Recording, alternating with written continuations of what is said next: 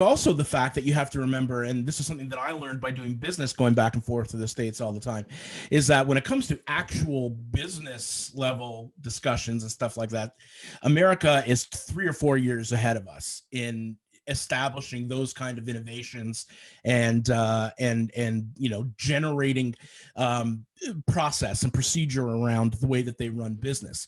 What America is behind us on, and behind literally every other first world country, is any of the social indications, right? And was that something that you saw? Like, you can't, they're still dealing with, like you said, they're still dealing with tax on these products, which we got rid of 6 years ago.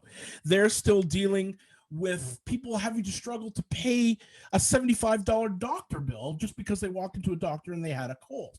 So these are all things that have already been overcome by Canadian society.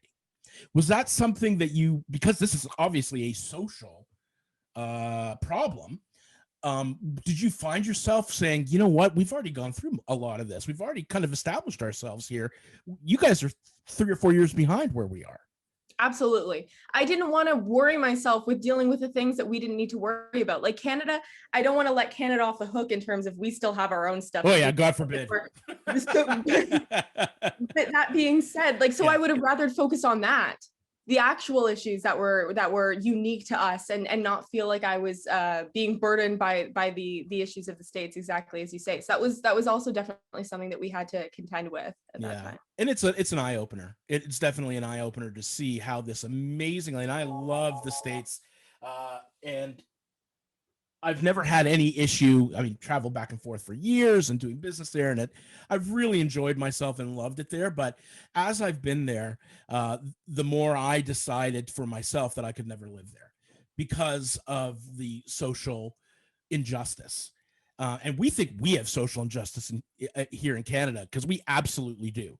I mean, we don't even have to venture into the whole Indigenous issues and horrible things that are happening in the past little while.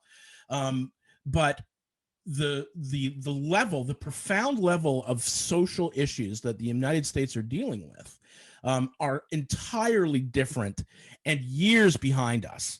We've put a lot of that stuff away, like I said before. So was that the impetus for you to leave? Was it like, okay, you know what, I can't waste time on this anymore, things aren't happening fast enough here, we have to do something else? I don't think it was too much of that, just because, like, as I said, like, different issues were appearing for us, even though they weren't necessarily exactly like what they were dealing with in the States. They were manifesting in equally challenging but different ways. I think that the real, like, problem was just the way that we were being viewed.